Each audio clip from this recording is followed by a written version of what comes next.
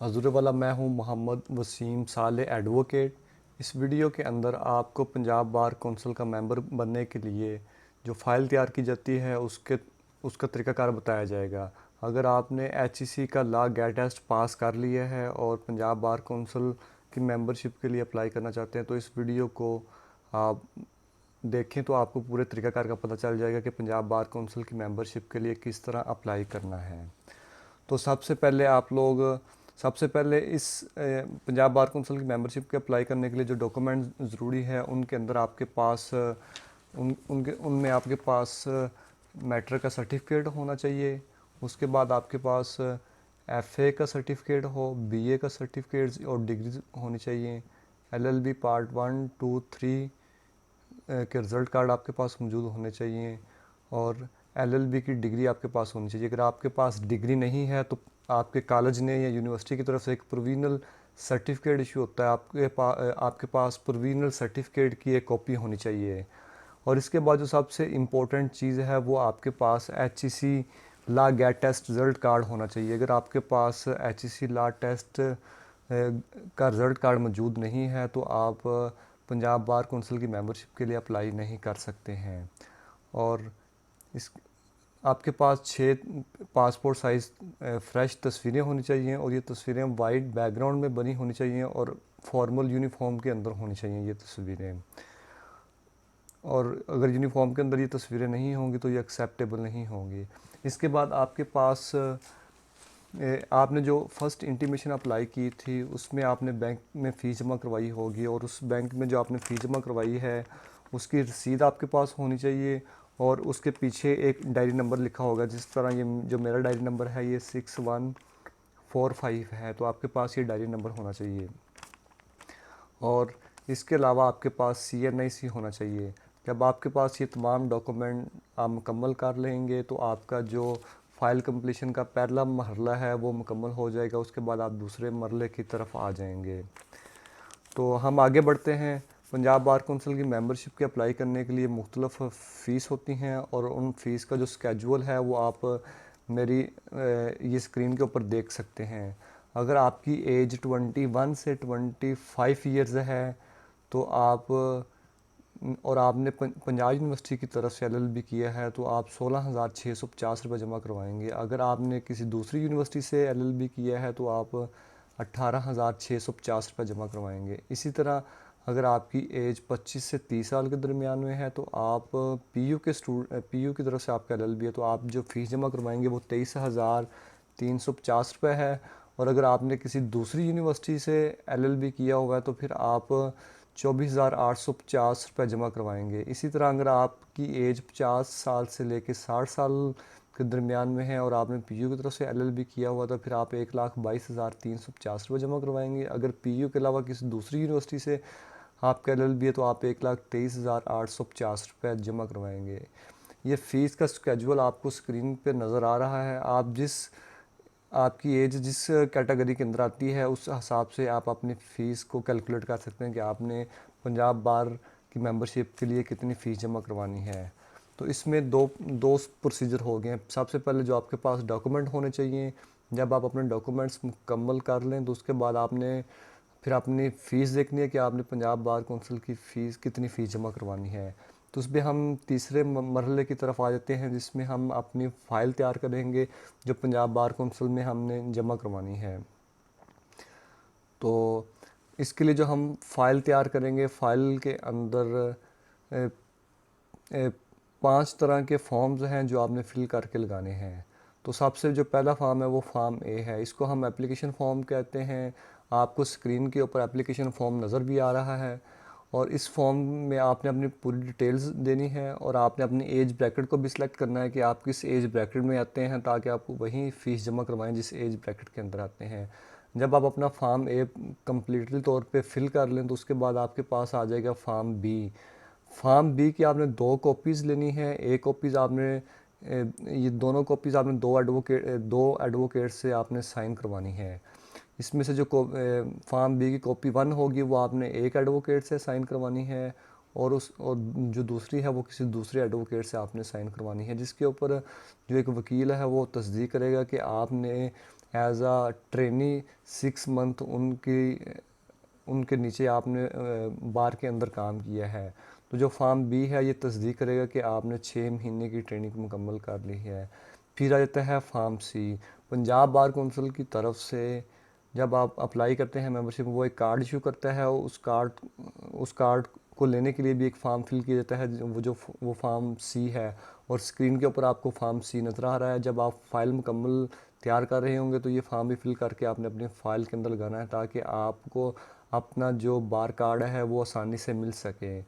اس کے بعد form D آ جائے گا. فارم ڈی جو ہے یہ انڈرٹیکنگ ہوتی ہے. اس میں آپ یہ انڈرٹیک کرتے ہیں، یہ آپ پنجاب بار کو انشور کرتے ہیں کہ پنجاب بار کا ممبر بننے کے بعد میں ودن 6 منتھ کسی بھی لوکل بار میں اپنے آپ کو ایز اے ووٹر رجسٹر کروا لوں گا. جس طرح میرا تعلق قصور سے ہے، تو میں جب مجھے پنجاب بار کونسل کی ممبرشپ ملے گی تو میں ودن 6 منتھ ڈسٹرکٹ بار ایسوسیشن قصور میں اپنے آپ کو ایز اے ووٹر یا ایز اے ممبر رجسٹر کرواؤں گا. یہ میں انڈرٹیکنگ پنجاب بار کونسل کو دے رہا ہوں گا. تو اس میں آپ نے ایک چیز کا یہ خیال رکھنا ہے کہ آپ نے جس بار میں اپنے آپ کو انرول کروانا ہے لوکل بار میں، تو آپ نے اسی کو ہی مینشن کرنا ہے. بعد میں اس کو چینج کروانا کافی ڈیفیکلٹ ہو جائے گا. اسی طرح آپ کا تعلق جس بار سے ہے، اگر آپ کا تعلق فار ایگزامپل نارووال سے ہے، اگر آپ سیالکوٹ، ساہیوال، پاک پتن یا کسی اور بار سے آپ کا تعلق ہے، تو آپ اس فارم کے اندر بتائیں گے کہ میں اپنے آپ کو 6 منتھ کے اندر اس بار میں ایز اے ووٹر رجسٹر کرواؤں گا. اور اس طرح آپ یہ والا فارم فل کر کے اپنی فائل کے ساتھ اٹیچ کریں گے. جب آپ فارم ڈی مکمل کر لیں گے، اس کے بعد آپ کے پاس جو نیکسٹ فارم آئے گا وہ فارم ای ہے.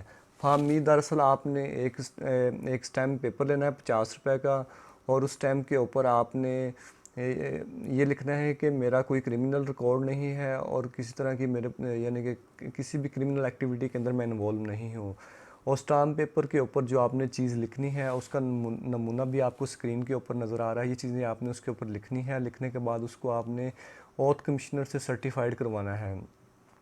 تو یہ جو 50 روپے کی مالیت کا اسٹامپ پیپر ہے، یہ شو کر رہا ہے کہ آپ کسی بھی قسم کی کرمنل ایکٹیویٹی کے اندر انوالو نہیں ہے. جو آپ کا ریکارڈ ہے وہ بالکل پانی کی طرح صاف ہے، اور آپ ایک اچھے اور مہذب انسان ہیں.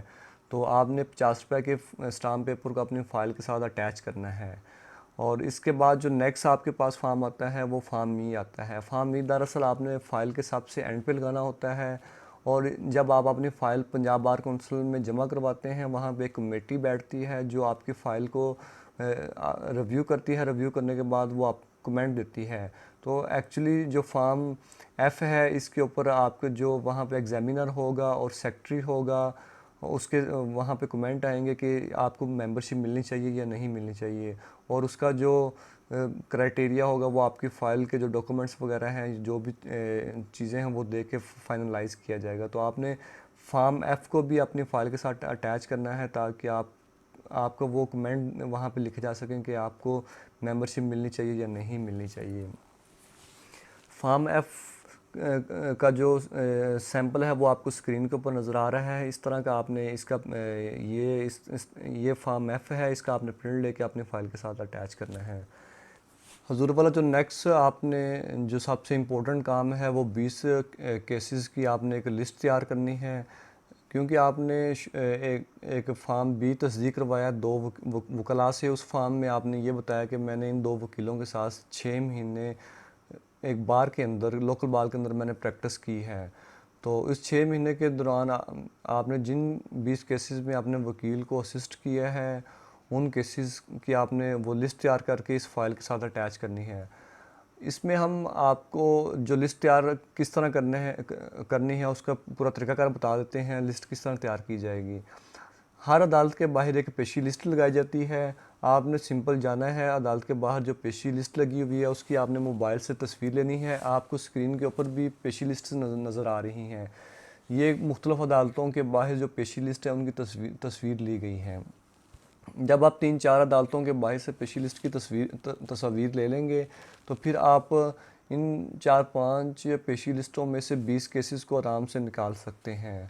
تو یہ 20 کیسز کی لسٹ تیار کرتے وقت آپ نے 3-4 چیزوں کا خاص طور پہ خیال رکھنا ہے. جو سب سے امپورٹنٹ چیز ہے، آپ نے جب لسٹ تیار کرنی ہے اس کو آپ اپنے ہاتھ سے بھی لکھ سکتے ہیں، آپ اس کو کسی سے ٹائپ بھی کروا سکتے ہیں. جس طرح کورٹ کے باہر پیشی لسٹ لگی ہوتی ہے اسی طرح کی آپ اس کی شکل دے سکتے ہیں. کیسز کی لسٹ تیار کرتے وقت آپ نے کیس کا نمبر بھی بتانا ہے، ساتھ کیس کا نام، کیس کس سٹیج پہ ہے اور کس کورٹ کے اندر کیس چل رہا ہے، یعنی کس جج کے پاس یہ کیس چل رہا ہے، اور کیس کی نوعیت کے بارے میں بھی آپ نے بتانا ہے. اور اس طرح جب آپ مختلف عدالتوں کے باہر سے پیشی لسٹ کی تصاویرات لیں گے تو اس میں آپ کے پاس ڈائیورس قسم کے کیسز آ جائیں گے، آپ کے پاس فیملی کیسز بھی ہوں گے، آپ کے پاس سول بھی اور کرمنلز بھی ہوں گے. اس کے علاوہ آپ نادرا اور واپٹا کے کیسز بھی آپ کے اندر آ جائیں گے. تو آپ ڈائیورس قسم کی ایک لسٹ تیار کر کے 20 کیسوں کی تیار کر لیں گے. جب آپ کے پاس یہ لسٹ تیار ہو جائے گی تو اس لسٹ کو آپ نے یا تو ٹائپ کروا لینا ہے یا آپ اس کو ہینڈ ریٹن بھی رکھ سکتے ہیں. اس کو ٹائپ کروانے آسانی سے یہ ٹائپ بھی ہو سکتی ہے.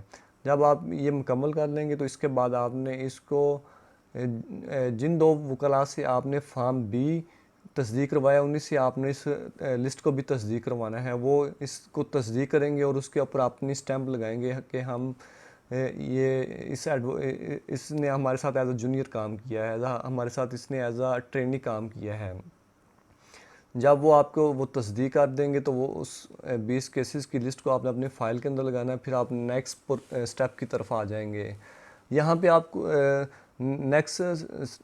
حضور والا نیکسٹ جو چیز آپ نے کرنی ہے، جن 2 وکلاء سے آپ نے فارم بی تصدیق کروایا ہے ان کے CNIC کاپی اور ان کے بار کارڈ کی کاپی، ایک فوٹو کاپی آپ نے اس فائل کے ساتھ اٹیچ کرنی ہے. یہاں پہ اس چیز کا خیال رکھنا ہے کہ جب آپ نے فرسٹ ٹائم انٹیمیشن دی تھی اس وقت آپ نے جس وکیل کا CNIC اور بار کارڈ دیا تھا اس کا CNIC بار کارڈ اس دفعہ بھی لازمی ساتھ ہونا چاہیے اس کے ساتھ. اور ایک تو آپ کا اس جو فرسٹ انٹیمیشن کے وقت آپ نے CNIC کی کاپی لگائی تھی، ایک وہ وکیل ہو گیا، ایک آپ کسی دوسرے وکیل کا اس کے ساتھ آپ نے CNIC اور بار کارڈ لگا سکتے ہیں. تو اور اس کے بعد جب آپ CNIC اور بار کارڈ ان کے اپنے فائل کے ساتھ لگا دیں گے، اس میں جو آخری سٹیپ رہ جائے گا وہ بینک میں فیس جمع کروانے کا سٹیپ ہے. تو اس میں آپ نے یہ واچر ہے اور یہ پنجاب بار کے اندر بھی HBL کا بینک ہے، آپ وہاں پہ بھی آپ یہ فیس جمع کروا سکتے ہیں. اگر آپ پنجاب بار اس کے علاوہ آپ پنجاب کے اندر جتنے بھی HBL بینک ہیں آپ پنجاب بار کے اکاؤنٹ میں آن لائن فیس جمع کروا سکتے ہیں. جب آپ فیس جمع کروا لیں گے جو واچر ہوگا اس کو آپ نے اپنے ریکارڈ میں بھی اس کی ایک فوٹو کاپی رکھ لینی ہے اور یا اس کی تصویر لے کے اپنے موبائل میں سیو کر لیں، اور جو اصل چلان ہے اس کو آپ نے اپنی فائل کے ساتھ اٹیچ کر دینا ہے. اور اٹیچ کرنے کے بعد آپ کی جو فائل ہے وہ مکمل طور پہ تیار ہو جائے گی، اور اس تیار شدہ فائل کو آپ بذریعہ کوریئر پنجاب بار کونسل کو بھیج سکتے ہیں یا بذات خود پنجاب بار کونسل میں جا کے اس کو جمع کروا سکتے ہیں.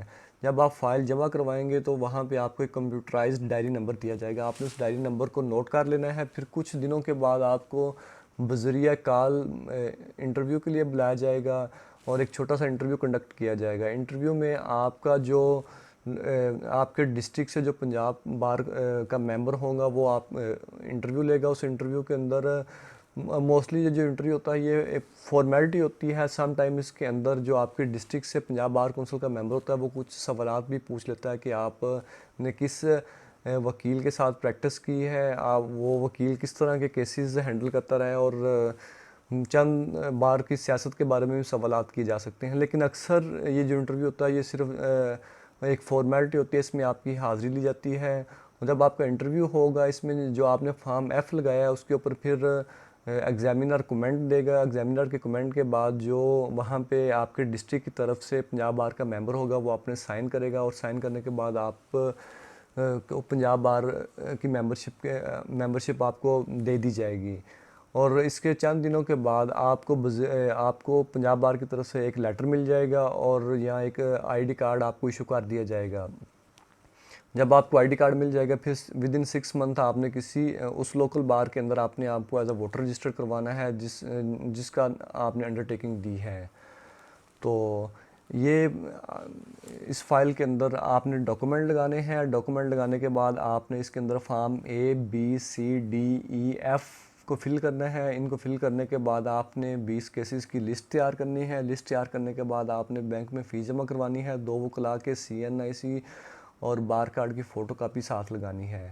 جب آپ یہ تمام چیزیں مکمل کر لیں گے تو آپ کی فائل مکمل ہو جائے گی. آپ آسانی سے اس کو جمع کروا سکتے ہیں.